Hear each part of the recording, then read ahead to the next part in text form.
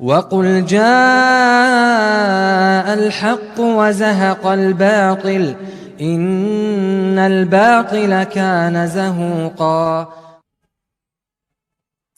الحمد للہ رب العالمین والصلاة والسلام علی سید الانبیاء والمرسلین نبینا محمد وعلی آلہ وصحبہ اجمعین، اما بعد۔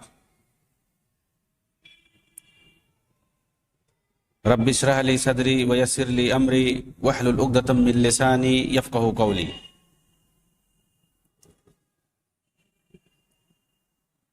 عن ابی ہریرہ رضی اللہ تعالی عنہما رضی اللہ تعالی عنہ عن النبی صلی اللہ علیہ وسلم قال: لا تسد الرحال الا الى ثلاثة مساجد: المسجد الحرام ومسجد الرسول صلی اللہ علیہ وسلم ومسجد الاقصی۔ محترم ناظرین کرام، احباب گرامی و دیگر سامعین،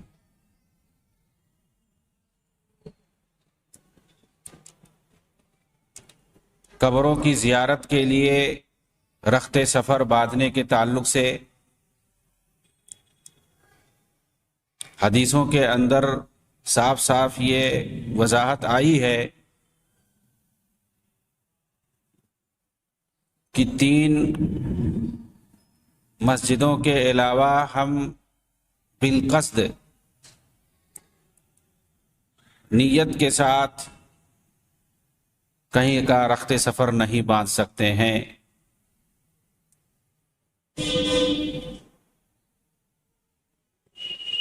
چنانچہ اگر کوئی کسی قبر یا کسی مزار کی زیارت کرنے کی خاطر وہ سفر کرتا ہے تو یہ سمجھ لیجئے کہ ناجائز ہے اور یہ بدعت ہے۔ حتیٰ کہ اگر کوئی مدینہ کے لیے سفر کرتا ہے اور مسجد نبوی کی نیت نہیں کرتا ہے بلکہ قبر نبوی کی نیت کر کے جاتا ہے تو یہ بھی جائز نہیں ہے۔ بالقصد نیت کر کے کہیں کا سفر کرنا ثواب کی نیت سے، یہ صرف 3 مسجدوں کی طرف اجازت ہے جانے کی، جیسا کہ اس حدیث کے اندر اللہ کے رسول صلی اللہ علیہ وسلم نے فرمایا ہے، جسے ابو ہریرہ رضی اللہ تعالیٰ عنہ نے روایت کیا ہے کہ مسجد نبوی، مسجد حرام اور مسجد اقصی کے علاوہ اور کہیں کا رخت سفر نہیں باندھا جا سکتا۔ لا تشد الرحال، سفر نہیں کیا جا سکتا ہے ان 3 مسجدوں کے علاوہ اور کہیں کے لیے۔ لیکن شریعت کی اس رہنمائی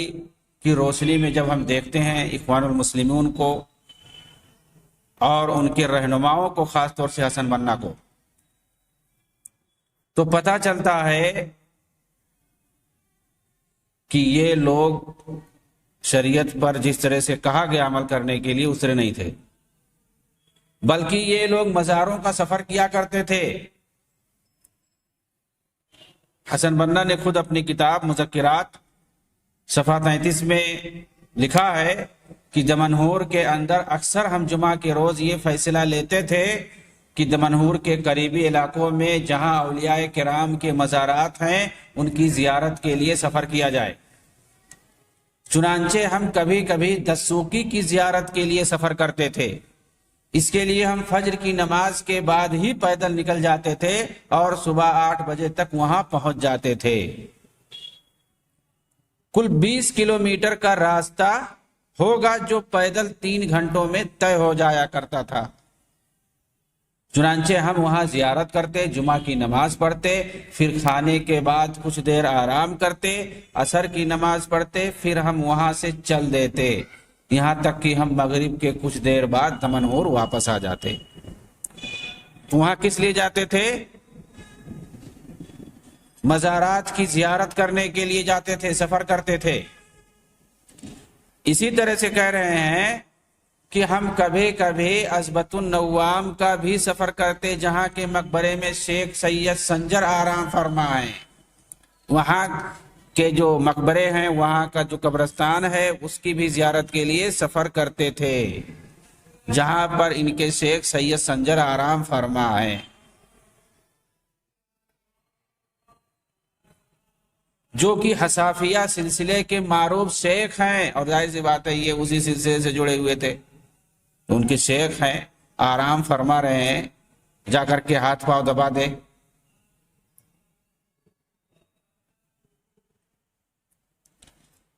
کہہ رہے ہیں کہ ان کے صلاح و تقوی کا ڈنکا پورے علاقے میں بجتا تھا، وہاں بھی ہم پورا دن گزار کر واپس آتے تھے۔ یہ خود حسن بننا اپنے بارے میں بتا رہے ہیں۔ ان کو اس طرح کی حدیثیں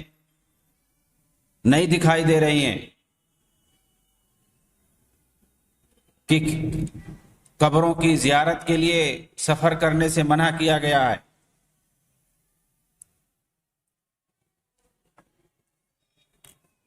اگر آپ دیکھیں گے تو ان کا حال اسی طرح سے ہے جیسا کہ امام طبری نے اپنی تفسیر میں ذکر کیا ہے۔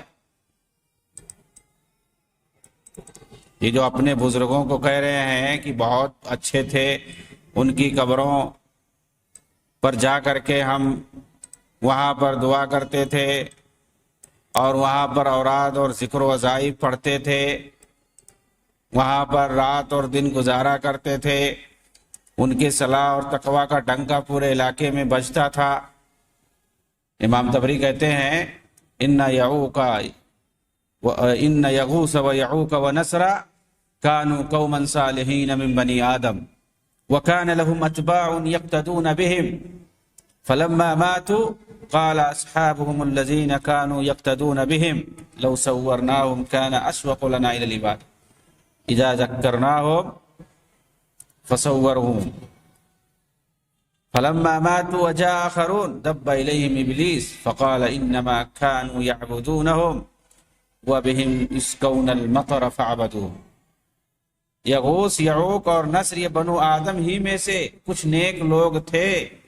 اچھے لوگ تھے، یہ ان کے کچھ پیروکار تھے جو ان کی اتباع کرتے تھے۔ ان نیک لوگوں کے مر جانے کے بعد ان کے پیروکاروں نے کہا اگر ہم ان کی تصویریں بنا لیں تو انہیں دیکھ کر ہم انہیں یاد کریں گے اور اس طرح عبادت کا ہمیں شوق زیادہ ہوگا۔ چنانچہ انہوں نے یہی کیا کہ ان نیک لوگوں کی تصویریں بنا ڈالیں۔ پھر جب یہ لوگ بھی مر گئے، یعنی جو یہ نسل جو یہ کام کرتے تھے، یہ جب مر گئے اور دوسری نسل آئی تو ابلیس نے آ کر انہیں وسوسہ دلاتے ہوئے کہا تمہارے باپ دادا ان کی عبادت کیا کرتے تھے اور ان کے وسیلے سے بارش طلب کرتے تھے۔ اس طرح سے وسوسہ دیا، چنانچہ ان لوگوں نے ان بزرگوں کی عبادت ہی کرنا شروع کر دی۔ اور شیخ الاسلام محمد بن عبد الوہاب رحمہ اللہ نے اپنی کتاب جو کتاب التوحید سے مشہور ہے، اس کے اندر یہ کہتے ہیں یہ اس غلو کا باب ہے جس کا شکار پہلے کے لوگ نیک لوگوں کی قبروں کے اندر جا کر کے، قبرستان میں جا کر کے اس غلو کا شکار ہوئے تھے۔ پہلے قبروں کی زیارت کرنے کے لیے جاتے تھے اور اس طرح سے غلو کا شکار ہوئے تھے، ان کی قبروں پہ جا کر کے بیٹھتے تھے، ان کی یاد کرتے تھے، دکھائی نہیں دیتے تھے، تصویریں بنا ڈالی تو کہا یہ پہلے قبروں کی زیارت جا کر کے ان کے مقبروں پہ بیٹھتے تھے اور وہاں مراقبہ کرتے تھے، اس کے بعد یہ صورتحال پیش آئی کہ انہیں ایسا بت سمجھ لیا گیا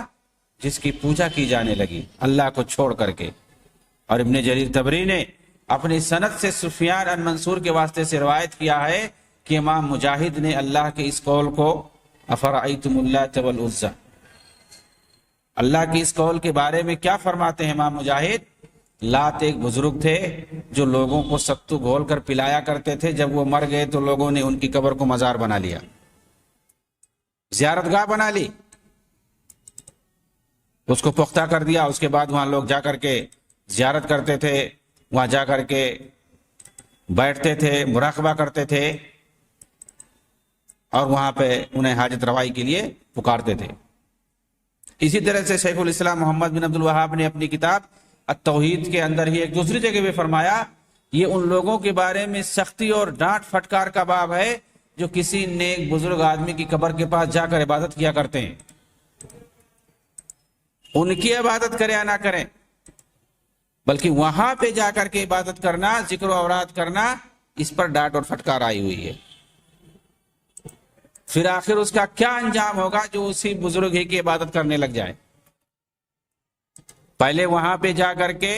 مراقبہ کیا جاتا ہے، ذکر و اذکار کیا جاتا ہے، دعائیں کی جاتی ہیں، پھر اس کے بعد دوسرے جوہال کی نسل جب آتی ہے تو وہ لوگ عبادت ہی کرنا شروع کر دیتے ہیں انہی کی۔ شروعات زیارت سے ہوتی ہے، مراقبے سے ہوتی ہے، ذکر و اوراد سے ہوتی ہے، اجتماعی حلقوں سے ہوتی ہے، قبرستان پر جا کر کے، خانقاہوں میں جا کر کے یہ سب حرکتیں کرتے ہیں، اور دوسرے جاہل آتے ہیں پھر ان کی عبادت کرنا شروع کر دیتے ہیں۔ صحیح بخاری کے اندر آیا ہے،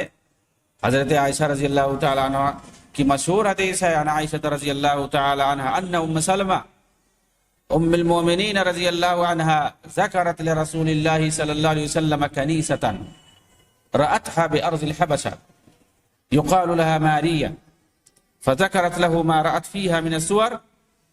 فقال رسول الله صلى الله عليه وسلم أولئك قوم إذا مات فيهم العبد الصالح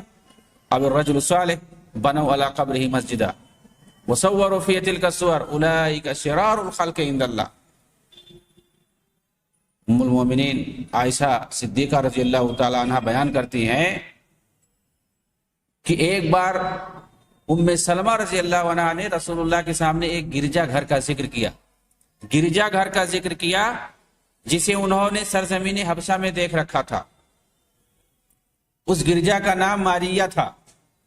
انہوں نے ان تصویروں کا بھی ذکر کیا جنہیں انہوں نے دیکھ رکھا تھا وہاں گرجا گھر کے اندر جو تصویریں بنی ہوئی تھی۔ تو رسول اکرم صلی اللہ علیہ وسلم نے فرمایا یہ وہ لوگ ہیں کہ جب کوئی نیک آدمی مر جاتا ہے تو وہ اس کی قبر کو سجدہ گاہ بنا لیتے ہیں اور ان کی تصویریں بھی وہاں رکھ دیتے ہیں۔ یہ لوگ اللہ کے نزدیک سب سے برے لوگ ہیں۔ اولئک شرار الخلق عند اللہ، یہ لوگ اللہ کے نزدیک سب سے برے ہیں۔ چنانچہ یہ لوگ ایک ساتھ دو فتنے میں مبتلا ہوئے، ایک قبروں کا فتنہ، دوسرا مجسموں کا فتنہ۔ تو پہلے قبروں کا فتنہ پیدا کیا جاتا ہے علماء کے ذریعے سے، جو تھوڑا بہت پڑھے لکھے ہوتے ہیں ان کے ذریعے سے قبروں کا فتنہ پیدا کیا جاتا ہے۔ پھر اس کے بعد ان کے پیروکار آتے ہیں، جہال طبقہ جو ہوتا ہے وہ لوگ مجسموں کا جو ہے فتنہ، تصویروں کا فتنہ پیدا کرتے ہیں۔ اور صحیحین میں ام سلمہ رضی اللہ عنہ سے مروی ہے کہ لما نزل برسول اللہ صلی اللہ علیہ وسلم تفق یطرح خمیسة على وجهه فإذا اغتم كشفها عن وجهه فقال وهو كذلك لعن الله اليهود والنصارى اتخذوا قبور أنبيائهم مساجدا يحذر ما صنعوا ولولا ذلك أبرز قبره غير أنه خشي أن يتخذ مسجدا۔ جب رسول اکرم صلی اللہ علیہ وسلم پر وحی نازل ہوئی تو آپ اپنے چہرے پر ایک چادر ڈالنے لگے۔ جب وحی کا سلسلہ ختم ہو گیا تو آپ نے چہرے سے چادر کو ہٹا کر اسی حالت میں فرمایا یہود و نصارہ پر اللہ کی لعنت ہو جنہوں نے اپنے انبیاء کی قبروں کو سجدہ گاہ بنا لیا۔ آپ صلی اللہ علیہ وسلم ایسا فرما کر لوگوں کو ایسی حرکتوں سے آگاہ کر رہے تھے۔ اگر ایسا آپ نے آگاہ نہ کیا ہوتا تو آپ کی قبر بھی لوگوں کے لیے ظاہر کر دی جاتی، کیونکہ آپ کو اس بات کا خدشہ تھا کہ اسے بھی سجدہ گاہ بنا لیا جائے گا، اس لیے آپ لوگوں کو یعنی اپنے صحابہ کو ڈرا رہے تھے اس بات۔ اور اسی طرح سے صحیح مسلم کے اندر آیا ہے عن جندب قال سمعت النبي صلى الله عليه وسلم قبل ان يموت بخمس وهو يقول اني ابرأ الى الله ان يكون لي منكم خليل فان الله تعالى قد اتخذني خليلا كما اتخذ ابراهيم خليلا ولو كنت متخذا من امتي خليلا لاتخذت ابا بكر خليلا الا وان من كان قبلكم كانوا يتخذون قبور انبيائهم وصالحيهم مساجدا الا فلا تتخذوا القبور مساجدا انی انہاکم ان ذالک۔ سیدنا جندب رضی اللہ تعالیٰ عنہ سے مروی ہے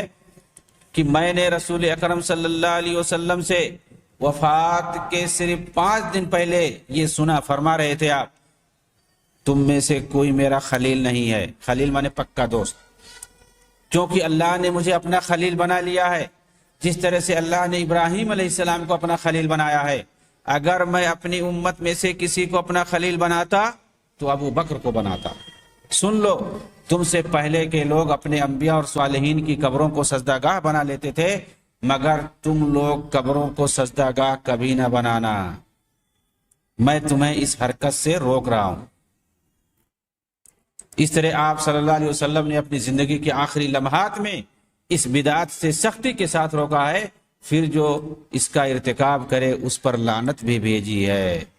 لعنت بھیجی اللہ کے رسول نے جو اس طرح سے حرکت کرے۔ ان قبروں اور مزاروں کے پاس نماز پڑھنے والا بھی اسی وعید اور لعنت کا مستحق ہوگا۔ وہاں جو جا کر کے قبرستان میں نماز پڑھتا، وہاں جا کر کے جو ذکر و اذکار کرتا، گرچہ وہاں مسجد نہ ہو، اس لیے آپ صلی اللہ علیہ وسلم کے قول ڈر ہے کہ کہیں اسے سجدہ گاہ نہ بنا لیا جائے، اس جملے کے اندر یہ سب شامل ہے، کیونکہ صحابہ کرام تو سجدہ گاہ بنانے والے نہیں تھے۔ چنانچہ ہر وہ جگہ جہاں نماز کا قصد کیا جائے اس کے بارے میں یہ کہا جائے گا کہ اسے سجدہ گاہ بنا لیا گیا ہے، بلکہ ایک حدیث کے مطابق ہر وہ جگہ جہاں نماز پڑھی جائے اسے سجدہ گاہ یعنی مسجد کہا جا سکتا ہے، چاہے وہ گھر کی شکل میں بنایا جائے نہ بنایا جائے۔ اگر کہیں پر نماز پڑھی جا رہی ہے کھلے میدان میں بھی، اگر برابر کوئی نماز پڑھ رہا ہے اس کو آپ مسجد کہہ سکتے ہیں،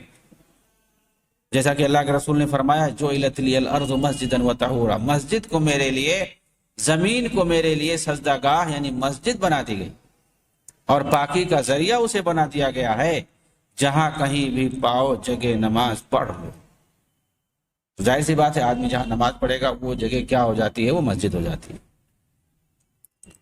اور مسند احمد کے اندر صحیح سند کے ساتھ عبداللہ ابن مسعود رضی اللہ تعالیٰ عنہ سے مرفوعاً مروی ہے، ان من شرار الناس من تدرکہم الساعۃ وہم احیاء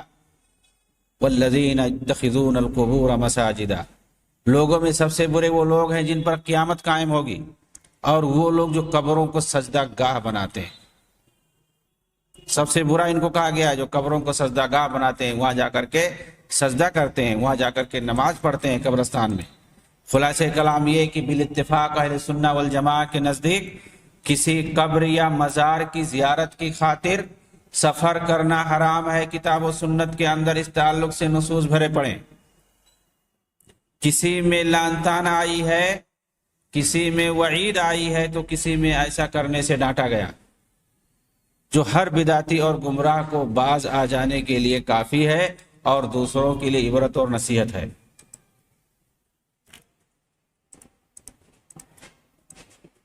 تو یہ اخوان المسلمون کے جو رہنما تھے بڑے بڑے، حسن بنا جیسے لوگ، وہ لوگ کس طرح سے قبروں کی زیارت کرتے تھے، ان کے سامنے کتاب و سنت کے یہ نصوص نہیں رہتے تھے، یا جان بوجھ کر کے اس کو گبن کر لیتے تھے، اور اس طرح سے وہ حرکتیں کرتے تھے۔ خانقاہوں پر جا کر کے، مقبروں پر جا کر کے زیارت کرتے تھے، مراقبے کرتے تھے، اور طرح طرح کی بدعت و خرافات کرتے تھے۔ اس کے علاوہ اور ہم دیکھتے ہیں کہ ان کے اندر اور کیا چیزیں پائی جاتی تھی اس قسم کی۔ احیاء علوم الدین جو غزالی کی ہے، ابو حامد الغزالی کی، اس کتاب کے اندر خرافات بھرے پڑے، لیکن یہ کتاب جو بدعات اور خرافات کا مجموعہ ہے، حسن بنا اسے بہت پسند کرتے تھے۔ آئیے دیکھتے ہیں اس کتاب کو حسن بنا کتنا پسند کرتے تھے، احیاء علوم الدین کو۔ چنانچہ حسن بنا کو احیاء علوم الدین سے بہت زیادہ محبت تھی۔ کیوں تھی محبت؟ اور جس پر ان کے اعتقاد کا انحصار تھا،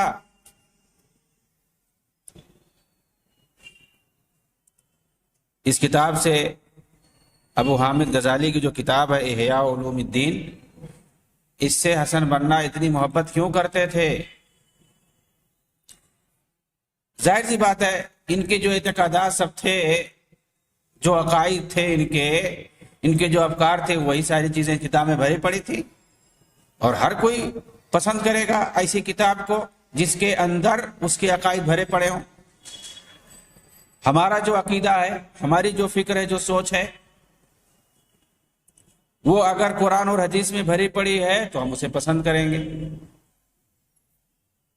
چنانچہ جس کے عقائد جہاں پر پائے جائیں گے، جن کتابوں کے اندر، جن رسالوں کے اندر، اسے وہ پسند کرے گا۔ تو یہ ابو حامد غزالی کون تھے؟ ان کی کتاب سے کیوں اتنے محبت تھی حسن بنا کو؟ شیخ علی حلبی اپنی معروف کتاب احیاء علوم الدین فی میزان العلماء والمؤرخین، یعنی علماء اور مؤرخین کے نزدیک احیاء علوم الدین کی کیا حیثیت ہے اس کتاب کی، یہ کتاب کا عنوان ہی ہے۔ اس کتاب کے اندر شیخ علی حلبی لکھتے ہیں کہ غزالی نے اپنی کتاب کا نام احیاء علوم الدین رکھا، مگر اس کتاب کے اندر صوفیہ کے احوال اور ان کے خرافات سے بھر دیا۔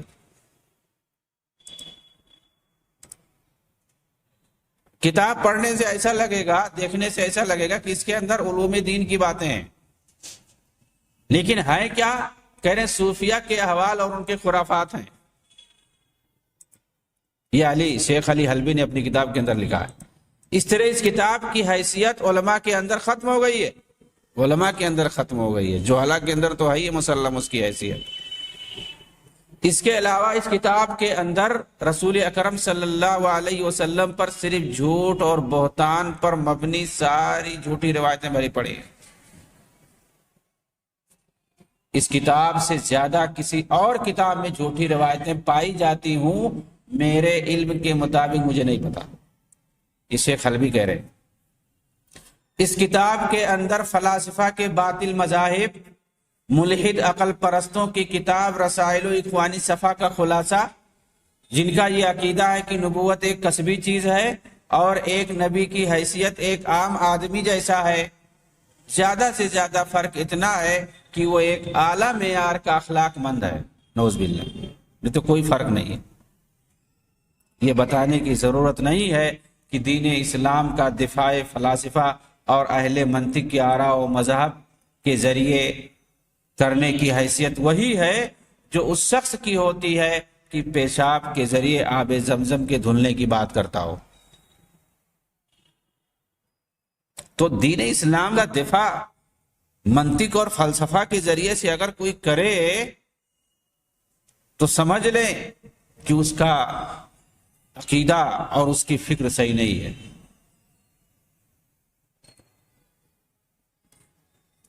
جیسا کہ شیخ حلبی نے کہا، کہیں پر اپنی بات پیش کرنے کے بعد غزالی کہتے ہیں کہ یہ علم مکاشفہ سے تعلق رکھتا ہے، اور کہیں نہ سمجھ میں آنے والی فلسفی بات کا ذکر کرتے ہوئے کہتے ہیں کہ یہ وہ راز ہے جس کے انکشاف نہ کرنے کا ہمیں حکم ہوا ہے۔ اس طرح کی بات اس کتاب میں سب لکھا ہوا ہے۔ علم مکاشفہ کہہ دیا، آدمی سمجھ پائے یا نہ سمجھ پائے، علم مکاشفہ کہہ دیا، آپ خاموش ہو جائے گا، یا کوئی بات ایسی لکھ دی جو آدمی سمجھنے سے قاصر ہے، کہہ دیتے ہیں کہ یہ تو بہت بڑی فلسفہ کی بات ہے، اسے سمجھنے کی ضرورت نہیں ہے، یہ ایسی راز ہے جس کو ہمیں چھپانے کے لیے کہا گیا۔ حالانکہ یہ باطنی فرقوں اور اہل دجل و مکر کا حال ہوتا ہے، جو انسانوں کو تکلیف مالا یطاق کے لیے مجبور کیا کرتے ہیں اور اپنی خواہشوں کو پورا کرنے کے لیے عوام کو اندھ وشواس کی طرف ڈھکیل دیتے ہیں۔ وہ صاف صاف کھل کر ان واضح اور ستھرے آسان عقائد و ایمان کے بارے میں بات نہیں کرتے جو مسلمانوں کو بتانے کا حکم ہے۔ غزالی نے جن باتوں کو اپنی کتاب میں بیان کیا ہے، اگر انہیں اقرار کے ساتھ لکھا ہے اور ان پر ان کا ایمان بھی ہے تو انہیں کفر کہنے میں کوئی شبہ نہیں ہے، لیکن اگر ان پر ایمان نہیں تھا تو بھی یہ گمراہی سے کم نہیں ہے۔ یہ شیخ حلبی نے کہا ہے۔ قاضی ایاز کہتے ہیں، یہ بھی بہت بڑے عالم ہیں، ابو حامد ذو الانباء الشنیہ والتصانیف الفظیہ غلا فی طریقۃ التصوف وتجرد لنصر مذہبہم وصار داعیۃ فی ذلک وألف فیہ توالیفہ المشہورہ اخذ علیہ فیہا مواقع وساعت به ظنون امہ واللہ اعلم بسرہ ونفذ امر السلطان عندنا بالمغرب وفتوى الفقهاء بهراقها والبعد عنها فامتصل ذلك بھیانک بری خبروں والے اور بیکار کتابیں لکھنے والے ابو حامد غزالی نے سلسلے تصوف میں بے حد غلو سے کام لیا ہے۔ ان صوفیوں کے مسلک و مذہب کی تائید کے لیے خود کو وقف کر دیا، بیں طور کہ وہ خود اس مذہب کے داعی بن چکے ہیں، اور اس بارے میں بے شمار کتابیں تصنیف کر ڈالی جن کے اندر بہت ساری جگہوں پر اعتراض ہے، اور اسی وجہ سے ایک بڑی جماعت ان سے بدگمان ہو گئی ہے۔ اللہ ہی ان کے اندر کا معاملہ بہتر جانتا ہے۔ ویسے ہمارے یہاں مراکز کے اندر فقہائے کرام کے فتووں کی روشنی میں سلطان نے ان کی کتابوں کے جلانے اور ان سے دور رہنے کا حکم دیا ہے، چنانچہ اسے نافذ بھی کیا گیا۔ یہ قاضی ایاز نے لکھا ہے۔ اور شیخ عبداللطیف ابن عبد الرحمن ابن حسن نے ایک رسالہ بھیجا ان نیم علماء کے پاس جو احیاء العلوم کو بڑی دلچسپی سے پڑھتے تھے، ان کے نام خط لکھا انہوں نے۔ اس کے اندر کیا لکھا کہ فقط بلغنی انکا ما یسکیل کل من له حمیت اسلامیہ وغیرت دینیہ علی الملت الحنیفیہ وذالک انک استغلت بالقراءة فی کتاب الاحیاء للغزالی وجمعت علی من لدیک من الضعفاء والعامة الذين لا تمييز لهم بين مسائل الهداية والسعادة ووسائل الكفر والشقاوة وأسمعتهم ما في الإحياء من التحريفات الجائرة والتأويلات الضالة الخاسرة والشكاشك التي اشتملت عليه الداء الدفين والفلسفة في أصل الدين. قد حذر أهل العلم والبصيرة عن النظر فيه ومطالعة خافية وبادية بل افتى بتحريكه علماء المغرب ممن عرف بالسنة وسماه كثير منهم إماتة علوم الدين. وقام ابن عقيل أعظم قيام في الذم والتشنيع وزيف ما فيه من التمويه والترقي وجزم بأن كثيرا من مباحثه زندقة خالصة لا يقبل لصاحبها صرف ولا عيب. انہوں نے کیا لکھا ہے؟ شیخ عبداللطیف بن عبد الرحمن ابن حسن نے دین اسلام کے تعلق سے جس کے اندر بھی اسلامی حمیت اور دینی غیرت پائی جاتی ہے، اسے یہ بالکل پسند نہیں ہو سکتا کہ تم غزالی کی کتاب احیاء کا مطالعہ کرو، اور ساتھ ہی ایسے کمزور ایمان والے عوام کو بھی اپنے ساتھ اکٹھا کر لو جن کے اندر ہدایت و سعادت کے مسائل اور کفر و بدبختی کے مسائل کے درمیان تمیز کی کوئی صلاحیت نہیں ہوتی ہے، اور پھر ایسے لوگوں کو تم احیاء کے وہ سارے گمراہ کن مسائل بیان کرنا شروع کر دو جو حقیقت میں دین اسلام کے لیے لا علاج بیماری ہیں۔ یقیناً اہل علم اور اہل بصیرت نے اس کتاب کے اندر دیکھنے سے آگاہ کر دیا ہے، یعنی منع کر دیا، اور اس کے مطالعے سے روک دیا ہے، بلکہ علماء مراکز نے تو اس کتاب کے جلانے کا فتویٰ بھی دیا ہے۔ ان میں سے اکثر لوگ اس گمراہ کن کتاب کو اماتۃ علوم الدین کہتے ہیں، یعنی علوم الدین کو مارنے والی کتاب، دینی علوم کو مارنے والی کتاب، اس نام سے لوگ یاد کرتے ہیں۔ اور علامہ ابن عقیل نے اس کتاب کی مذمت خوب اچھے ڈھنگ سے کی ہے، چنانچہ اس کے اندر واقع تمام گمراہیوں کو کھول کھول کر بیان کیا ہے، اور یہ واضح کر دیا ہے کہ اس کتاب کے اکثر مباحث خالص زندقہ پر مشتمل ہیں۔ اس کتاب کی اس طرح کی کتاب کے مؤلف کا اللہ نہ تو کوئی واجب قبول کرے گا اور نہ ہی کوئی نفل قبول کرے گا، اس طرح کی بات انہوں نے لکھی ہے۔ خلاصہ کلام یہ کہ اس کتاب کے اندر موضوع من گھڑت روایتیں بھری پڑی ہیں، شریعت کے مخالف فلسفی اور منطقی آراء و افکار ہی جا بجا دکھائی دیتے ہیں، سنت نبویہ کے مخالف امور کی کمی نہیں ہے۔ اسی لیے علماء اہل سنت کے نزدیک اس کتاب کی ذرہ برابر بھی کوئی وقعت نہیں ہے۔ وآخر دعوانا الحمدللہ رب العالمین، والسلام علیکم ورحمۃ اللہ وبرکاتہ۔